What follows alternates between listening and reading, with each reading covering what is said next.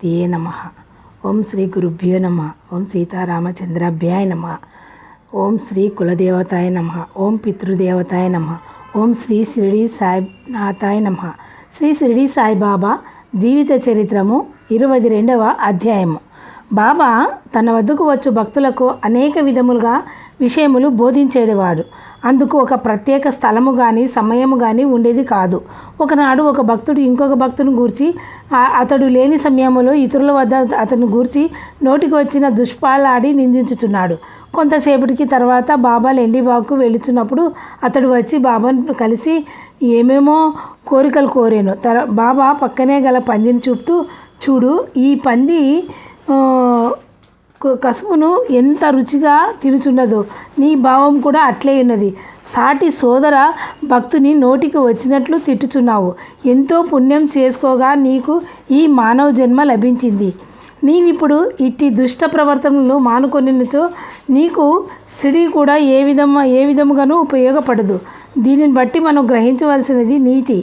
మేము సాయి భక్తులమని, ఎన్నో పూజలు చేస్తామని, ఎన్నోసార్లు షిరిడికి వెళ్ళామని సంతోషిస్తే లాభం లేదు. పరులకు కష్ట నష్టాలు ఎట్టి పరిస్థితులను కలిగించరాదు. ఒకవేళ అలాంటి పనులు చేస్తే బాబా స్వయంగా చెప్పినట్లుగా షిరిడిలోని బాబా కూడా మనల్ని రక్షించడు. తానా జిల్లాలో ప్రసిద్ధి చెందిన కౌపినేశ్వరాలయం కలదు.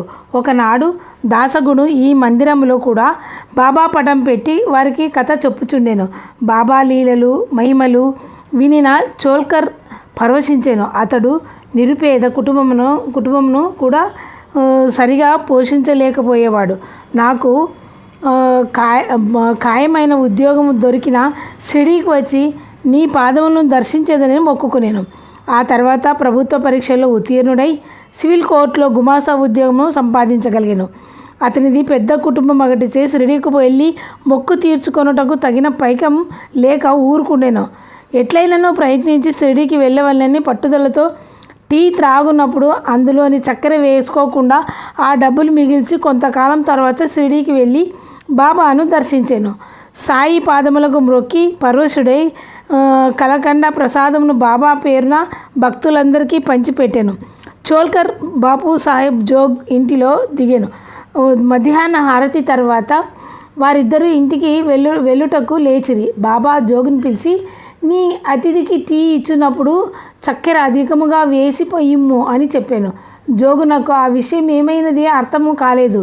చోల్కర్ మాత్రం కళ్ళల్లో నీళ్లు తిరిగినవి. బాబా యొక్క సర్వజ్ఞతకు అర్థమయ్యాను.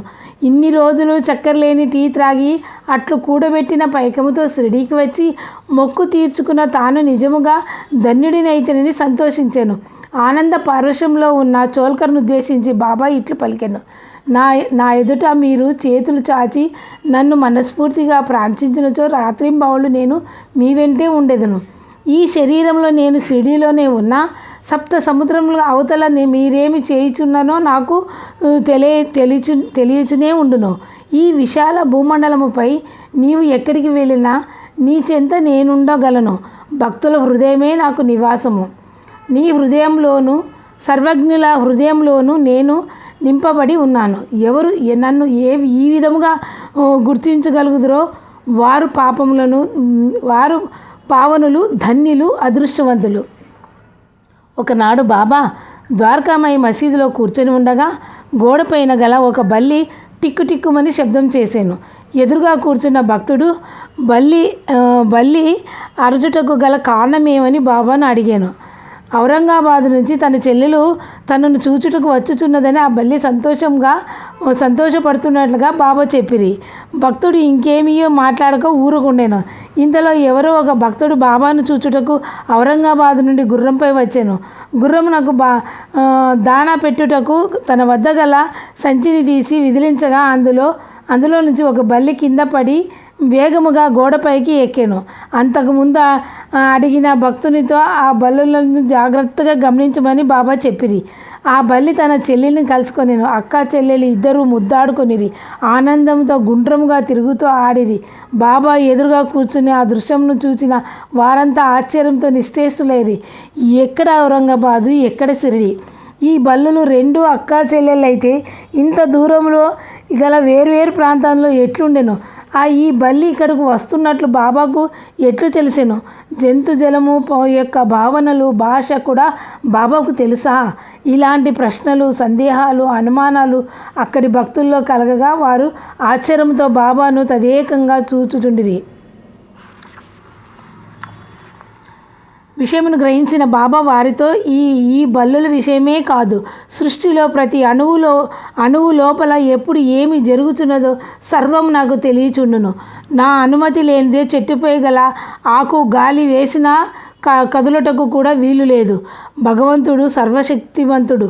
ఆయన సృష్టించిన ఈ సృష్టి నియమములకు వ్యతిరేకముగా ప్రవర్తించరాదు. యావత్ సృష్టికి యజమాని దేవుడే. అల్లా మాలిక్ ఏక్ హై అని చెప్పిరి. బాబా స్వయంగా అక్క అని పిలిచిన బైజాబాయి వయస్సు పెరుగుటచే భక్తిహీనురాలయ్యను. మంచం మీద నుంచి కూడా లేవలేని స్థితిలో ఉండేను. తాత్యాను తల్లి వద్ద ఉండి ఆమెకు సేవ చేయవలసిందిగా బాబా ఆజ్ఞాపించాను. అప్పుడప్పుడు శ్యామ లాంటి సన్నిహితులు కూడా తాత్యాకు తోడుగా పంపేవారు బాబా. ఆమె అంతిమ గడియలు ఆసన్నమవుతున్నది. ఆమె ఒక్కసారి బాబాను చూడవలనని కోరుకున్నది. వెంటనే బాబా ఆమె తల వద్ద ప్రత్యక్షమైనాడు. ఆఖరి క్షణంలో బాబా దర్శనము ఆమెలో దివ్య చైతన్యాన్ని నిచ్చింది. తెలియని దివ్య ఆనందము ఆమెలో ప్రవేశించింది. ఆమె ఆత్మ ఆనంద డోలికలో ఏదో తెలియని స్వర్గలోకాల్లో తేలియాడుతున్నట్లుగా అనిపించింది ఆమెకు. ఇది బహుశా బాబా యొక్క సంపూర్ణ అనుగ్రహ దివ్య దర్శన ప్రభావమై ఉంటుంది. ఆమె ఏదో మాట్లాడాలని ప్రయత్నించింది, కానీ బాబా యొక్క రూపదర్శన ఆనందంతో ఆమె గొంతు మూగపోయింది. తాత్యా చేతిని తీసుకొని బాబా చేతిలో పెట్టింది. ఆమె భావనను గ్రహించిన సాయి, తాత్యా నా క్షణం నుండి తన ప్రాణం కంటే ఎక్కువగా చూసుకుంటానని చెప్పారు. బాబా వాక్కు తిరుగులేనిది, సందేహించనక్కర్లేదు. నిత్య సత్యమైన దైవవాక్ అని ఆమెకు తెలుసు. ఆ మాటలను విన్న బైజాబాయి ప్రాణం శరీరం నుంచి వేరై అనంత శూన్యంలో కలిసిపోయింది. బివి దేవుకు జ్ఞానేశ్వరి చదవవల్లనే కోరిక ఉండెను. భగవద్గీతకు జ్ఞానదేవుడు మరాఠీలో చేసిన అనువాదము మహారాష్ట్రలో జ్ఞానేశ్వరి అని పిలిచేదరు. దీన్ని అత్యుత్తమైన గ్రంథముగా భావించి చాలామంది మహారాష్ట్రలో నిత్యపారాయణము చేయుచుండేవారు. కానీ పాపం దేవు ఎప్పుడు జ్ఞానేశ్వరి ప్రారంభించినచో ఏవో అడ్డంకులు వచ్చి మధ్యలోనే ఆగిపోయేది. అంతకు ముఖ్య కారణం దాని భావం సరిగా అర్థం కాకపోవడమే. ఒక్కసారి గట్టి దీక్ష భూని బాబా సమక్షంలో దానిని పారాయణం చేసి పూర్తి చేయవాలని సంకల్పించి షిరిడీకి వెళ్ళాను. బాబా 25 రూపాయలు దక్షిణ అడిగాను. దేవ్ ఆ పైకం బాబాకు సమర్పించనే కానీ జ్ఞానేశ్వరి పారాయణం విషయము బాబాను అడగలేదు. సాటేవాడకు వెళ్ళి బాలకరామ్ మాన్కూల్కర్ వాణిని బాబా లీలల గురించి అడిగాను. అతడు మరుసటి రోజున ఆ వివరములు తెలుపుచుండగా బాబా దేవుని పిలిచి కళ్ళెర్ర చేసి ఇట్లు గద్దించాను. తల నెరిసి ముసలివాడివైనప్పటికీ నీకింకా దొంగతనం మానలేదా? నిన్ను గొడ్డలతో చంపివేయుదును. దేవు గడగడా వణికిపోయాను. అతనికి ఏమీ అర్థం కాలేదు. ఇంతలో మరలా 25 రూపాయలు దక్షిణ అడిగాను. దేవి తెచ్చి ఇచ్చాను. ఈసారి బాబా శాంతించాను. నీకు నేను జలతారు శాలువ కప్పుటకు సిద్ధముగా ఉండగా పాతగుడ్డ పీలికలను దొంగిలించేది వేళ జ్ఞానేశ్వరి చదువుము, నా ఎదురుగా కూర్చొని చదవమని ప్రేమతో చెప్పాను. వెంటనే అతడు జ్ఞానేశ్వరి చదువుటకు ప్రారంభించి ఎట్టి అడ్డంకులు లేక నిర్విఘ్నముగా మొదటిసారిగా పారాయణము ముగించగలిగాను. బాబా నిన్ను గొడ్డలతో చంపుదును అనగానే అతని మనోవాంఛల్యము పోయినది. ఏకాగ్రత కుదిరి జ్ఞానేశ్వరిని పూర్తిగా చదవగలిగాడు. బాబా లీలలను గురించి బాలక్రామ్ను ప్రశ్నించుట, పాతగుడ్డ పీలికలను దొంగలించుట, బాబా స్వయంగా తన మహిమలను అతనిపై చూపించి చిత్తచాపల్యంను తొలగించి ఏకాగ్రతను పెంచి జ్ఞానేశ్వరి పారాయణం పూర్తి చేయించి అందులో విషయములు చక్కగా అర్థమైనట్లుగా చేయుట జలతారు శాల్వ కప్పుట లాంటిది. బాబా స్వయంగా చెప్పిన ఈ మాటలను బట్టి ఈనాడు మనము గ్రహించవలసిన ముఖ్య విషయం, బాబా విషయంలో సలహా కానీ సంప్రదింపులు కానీ బాధ గురువుల వద్దకు పరుగులు తీసి విలువైన కాలాన్ని ధనాన్ని వృధా చేయవద్దు.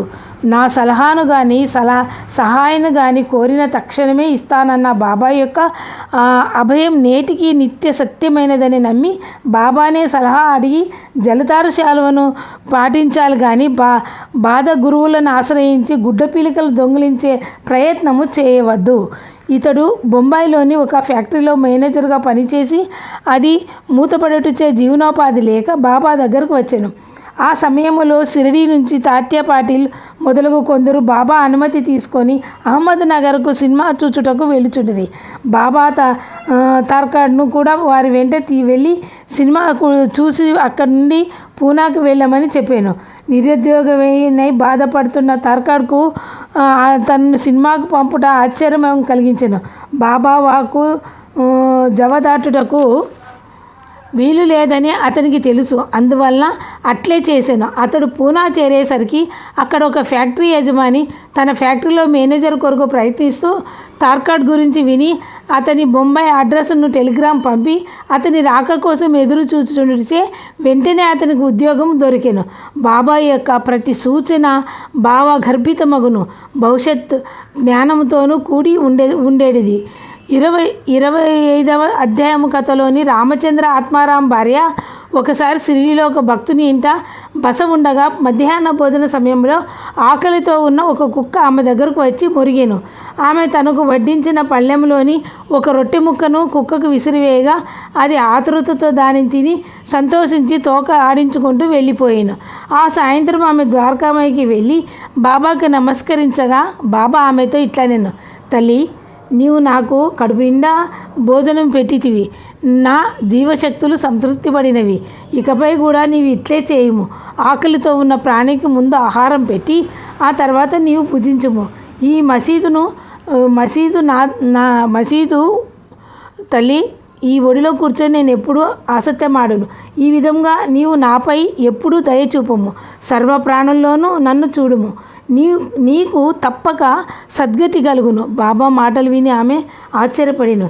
ఈ గ్రామంలో నా భోజనముకు ఇతరులపై ఆధారపడి ఉన్నాను. నేనే డబ్బులు ఇచ్చి ఇతరుల వద్ద భుజించుచుంటినే. అట్టి నేను నీకెప్పుడు భోజనం పెట్టితిని బాబా అని ప్రశ్నించాను. అందుకు బాబా మధ్యాహ్నం నువ్వు భోజనం చేయుటకు ముందు ఏ కుక్కకు రొట్టె ముక్కను విసిరినావో ఆ కుక్క నేను ఒకటే. పిల్లులు, కుక్కలు, ఈగలు, ఆవులు మొదలైన జంతుజాలం అంతటిలోనూ నేనే నిండి ఉన్నాను. నన్ను అన్నిటిలోనూ చూడగలిగిన వారు ధన్యులు. నేను వేరు, మిగతా జంతుజాలం వేరు అనే ద్వంద్వభావనములు వీడుమని చెప్పాను. ఉపనిషత్తులో సారమైన భగవంతుని జీవునన్నిటిలోనూ చూడమన్న ఈ నీతిని బాబా అనుభవపూర్వకంగా ఆమెకు నేర్పించాడు. మన దైవనింద జీవితంలో ప్రవర్తించవలసిన తీరుని గురించి బాబా తరచుగా ఇలా చెబుతూనే ఉండేవారు. గత జన్మ సంబంధముల వల్లనే ఇప్పుడు మనము ఒకరినొకరు కలుసుకోగలుగుతున్నాము.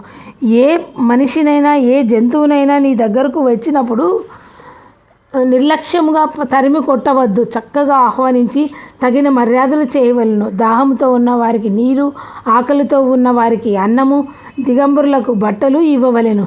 నీ మనసారా ఇతరులకు కూర్చొని విశ్రాంతి తీసుకున్నట్టుకు ఉపయోగపడినచో భగవంతుడు నీ పట్ల సంతృప్తి చెంది నిన్ను అనుగ్రహించును.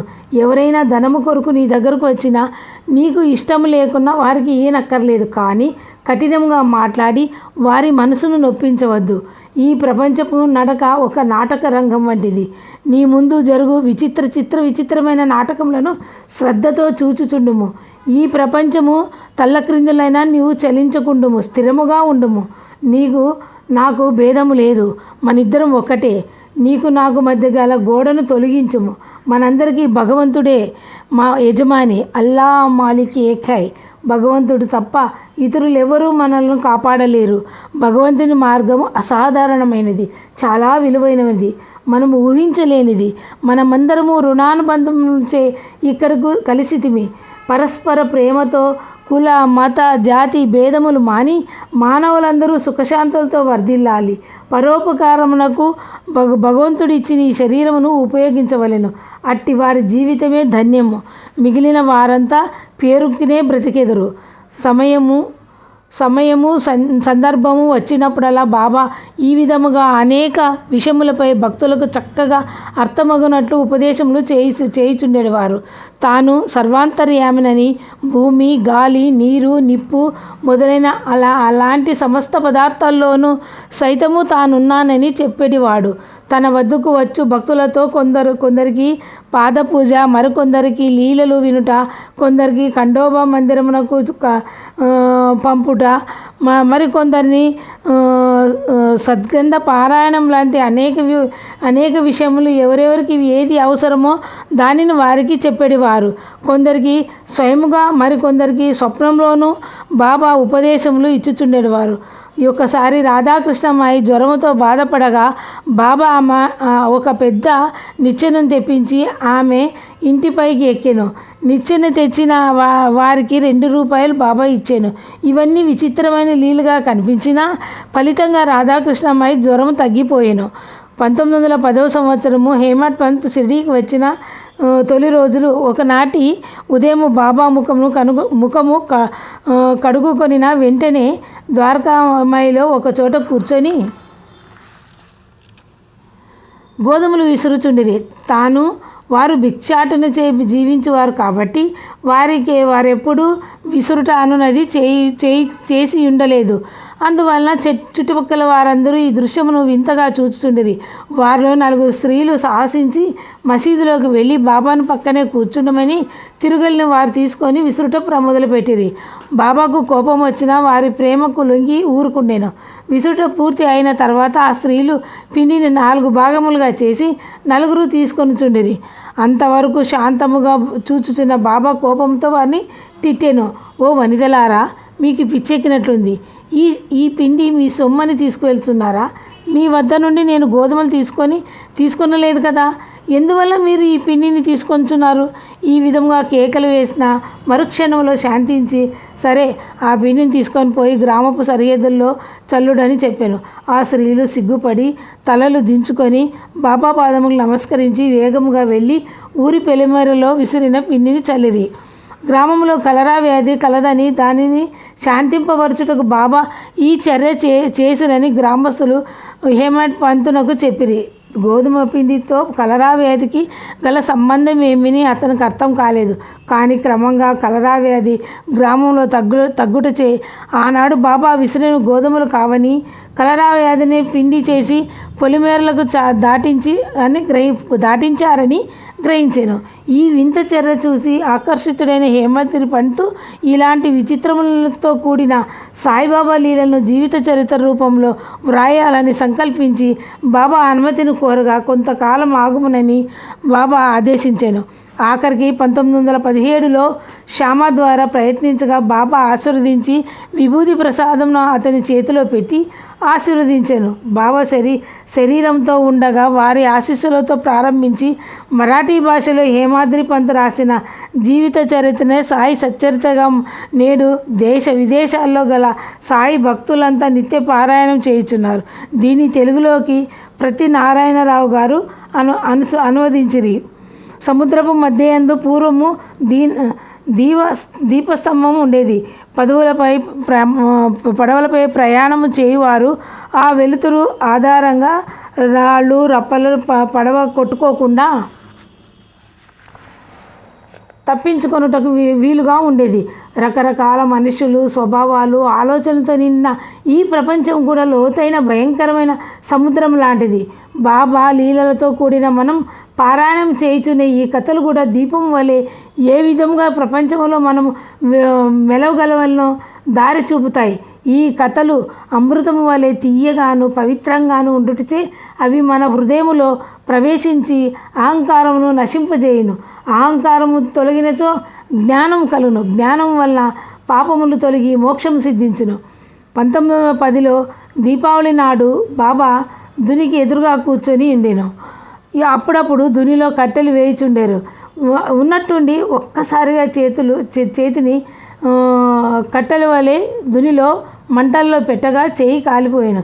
శ్యామ మొదలైన వారు చూసి పరిగెత్తుకు వచ్చి బాబాను పట్టి వెనక్కు లాగిరి. అప్పటి వరకు బాబాకు స్పృహ లేదు.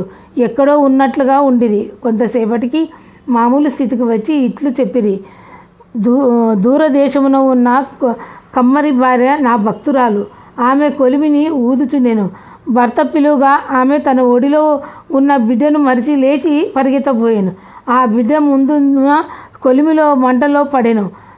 నా చేతిని కొలిమిలోకి దూర్చి ఆ బిడ్డను రక్షించి తిని. నా చెయ్యి కాలినందున నాకు బాధ లేదు. నా భక్తురాలు బిడ్డను రక్షించబడినందుకు నాకు ఆనందముగా ఉన్నది. 100 మైళ్ళ దూరంలో గల కొలిమిలో బిడ్డ పడితే సిరిడిలో దున్నిలో చేతిని పెట్టి బాబా ఎట్లా రక్షించగలిగాను? ఇది మన ఊహకు అందని విషయం. అందుకే సాయి చేసే ప్రతి చర్యలను లీలగా మనము పిలుస్తాం. అవి సామాన్య మానవ మేధస్సుకు అందనివి కావు. ఏ పనినైనా ఎలాగైనా సరే పూర్తి చేయగల సమర్థుడు సాయిబాబా. అలాంటి సమర్థ సద్గురుని జీవిత చరిత్ర రాసే భాగ్యము కలిగినందుకు సాయికి సాష్టాంగ ప్రణామాలు సమర్పించుకుంటున్నాను. ఈ లీలామానుష గ్రంథాలను పారాయణం చేయు మీరు కూడా ధన్యులే. ఎవరి పాపములు తొలగిపోయినచో వారు మాత్రమే బాబా కథల యందు ఆసక్తి చూపగలరు. ఇది యథార్థం. బాబా చేయి కాలిన విషయం తెలిసిన నానా చందోర్కర్ బొంబాయి నుంచి సూది వైద్యం తెలిసిన పెద్ద డాక్టర్ను బాబా వద్దకు తీసుకొని వచ్చాను. కానీ బాబా అతనిచే వైద్యం చేయించుకున్నట్టుకు ఒప్పుకోలేదు. భగవంతుడే తన వైద్యుడని చెప్పాను. ప్రతిరోజు ఆ చేతికి భగోజీ షిండే నెయ్యి రాసి ఆకు వేసి కట్టుచుండేవాడు. బాబాకు అంత సన్నిహితుడైన సేవ చేసిన బాగోజీ పైకి కుష్ఠిరోగి వలె కనిపించిన గొప్ప అదృష్టవంతుడు. 1910 నుంచి 1918లో బాబా సమాధి అయ్యే వరకు సుమారుగా 8 సంవత్సరాలు బాబాకు ప్రతిరోజు కట్టు విప్పి మళ్ళీ కట్టి సేవ చేశాను. అతని జన్మ ధన్యమైనది. ఇతనికి దామోదర్ సావల్రామ్ రసవే అని మరి ఒక పేరు కలదు. ఈతనిది ఒక బొంబాయి స్నేహితుడు ప్రతి జాయింట్ వ్యాపారము చేయవలమని ఎక్కువ లాభములు వచ్చుచున్నవని అవకాశము వదులుకోవాలదని వ్రాసాను. ఇతడు బాబా భక్తుడు కనుక షిరిడీలో బాబాను ఈ విషయమే ప్రశ్నించి వారి సలహాను అడగవలసినదిగా శ్యామకు ఉత్తరం రాశాను. దానిని తీసుకొని ద్వారకామాయికి చేరగానే బాబా ఏమీ ఎత్తులు వేయుచున్నాడు. భగవంతుడిచ్చిన దాంతో సంతృప్తి చెందక లక్షలు సంపాదించుటకు ప్రయత్నించుచున్నాడు. సేటునకు పిచ్చి ఎక్కినది. తనకు గల సగము రొట్టెతో సంతృప్తిగా బ్రతకమను అని చెప్పాను. అదే విషయము శ్యామ తిరిగి వ్రాసాను. రెండవసారి దాము అన్న స్వయంగా బాబాతో తనే మాట్లాడుటకు షిరిడీ వచ్చి బాబాను అనుగ్రహించినచో లాభంతో సాయికి భాగం కూడా ఇచ్చేదనని మనసులో సంకల్పించాను. అతని మనోభావాలను గ్రహించిన బాబా ప్రాపంచిక విషయములో తలొగ్గునట్టుకు తనకు ఇష్టం లేదని అతడు ఆ పనిని మానుకోమని కొద్ది రోజులకే ప్రతి వ్యాపారులంతా మానుకోమని చెప్పాను. కొద్ది రోజులకే ప్రతి వ్యాపారులంతా నష్టపోయి ఇంకొకసారి ధాన్యము బేరము చేయటం చేయవలసిందని చెప్పాను. బాబా చెప్పిన ప్రకారం కొద్ది రోజుల్లోనే ధాన్యము ధరలు పడిపోయినవి. నిల్వ చేసిన వారంతా నష్టపోయి 2 సార్లు బాబా ఇతనికి నష్టముల బారి నుండి రక్షించుటచే భక్తి భావములు పెరిగి బాబా సమాధి చెందు వరకు సేవ చేశాను. దాము అన్నాకు 2 భార్యలకు వద్ద భార్యలను వివాహం చేసుకున్న సంతానం కలగలేదు. ఎందరో జ్యోతిష్కులు అతనికి సంతాన యోగము లేదనే చెప్పిరి. 1915లో ఎవరో బాబా వద్దకు మామిడి పళ్ళ గంపను పంపిరి. అందులో నుంచి 4 పండ్లను తీసి బాబా ప్రక్కకు ఉంచి మిగిలిన వాటిని అందరికీ పంచిపెట్టిరి. కానీ అందరి దృష్టి ఆ 4 పండ్ల మీదనే ఉండెను. వారి ఆలోచనలకు గమనించిన బాబా, ఈ 4 దామా అన్నవి, ఇవి ఎవరు తీసుకొనరాదు. వాటిని అతనిదే తిని చావలేను అనెను. బాబా ఆ మాటలు పలికిన కొంతసేపటికి దాము అన్న షిరిడీకి వచ్చాను. అతనికి ఆ పండ్లను ఇచ్చి, వీటిని నీ చిన్న భార్యకి ఇమ్ము, నీవు తినవద్దు. వాటిని తినుటకు వలన ఆమెకు 4 పుత్రికలు జన్మించరని చెప్పాను. కొన్నాళ్ళకు బాబా మాటలు నిజమయ్యాను. జ్యోతిషుల మాటలు అబద్ధమయ్యాను. వాటిని దాము అన్న తిని చావవలెను అను బాబా మాటల్లోని అంతర్యము. పుత్రులు లేరని బాధపడుచు దాము అన్న 8 మంది సంతానం పొంది వారిని పోషించలేక సతమతమవుతూ భావము. ఒకసారి ఈ దాము బాబా పాదముల చెంత కూర్చొని ఉండగా అతని మనసున 2 సందేహములు కలిగాను. బాబా వద్దకు ఎందరో భక్తులు వస్తున్నారు. వారందరూ బాబా వల్ల మేలు పొందగలరా? నేను ఇప్పుడు ఏ సహాయం కావలసిన బాబాను అడిగి వారు చెప్పిన విధముగా ప్రవర్తించి ఎంతో మేలు పొందుతున్నాను. కానీ వారు ఈ శరీరమునకు వదిలిన తర్వాత నా గతి ఏమిటి? తెగిన గాలిపటంలో గాలివాటమునకు కొట్టుకొని పోవాల్సిందేనా? అతని మనసులోని భావములు గుర్తించిన సాయి వెంటనే ఈ విధముగా సమాధానాలు ఇచ్చాను. 1. ఆ మామిడి చెట్టు పైన చూడుము, ఎంత పూత ఉన్నదో. అది అంతయు కాయలుగా మారిన ఎంత బాగుండును. పూతగానే కొంత రాలిపోవును, పిందెలుగా కొంత రాలిపోవును. పక్షులు కొట్టుకోవడం వల్ల, పిల్లలతో రాళ్లతో కొట్టడం వల్ల మరికొన్ని రాలిపోవును. ఆఖరికి ఏ కొద్దో కాయలగును. ఈ భక్తుల విషయం అంతే. ఈ నా భౌతిక శరీరము తర్వాత కూడా నేను అప్రమత్తముడై ఉండేదను. నా భక్తుల రక్షణ నా సమాధి నుండే వెలువడును. సమాధి నుండే నేను సర్వ కార్యములు నిర్వర్తించును. నా ఎముకలు మీ యోగక్షేమములు కనుగొనుచుండును. ఆనాడు దాము అన్నాకు ఇచ్చిన అభయ సూత్రములన్నిటినీ ఈనాడు భక్తితో ఆ గ్రంథము పారాయణము చేయు మన పాఠకులు కూడా ఆనందించమని సాయి హృదయం వంటి ప్రార్థిస్తూ ఈ అధ్యాయమును ఇంతటితో ముగిద్దాం. ఓం శాంతి శాంతి శాంతి. 22వ అధ్యాయము సంపూర్ణం.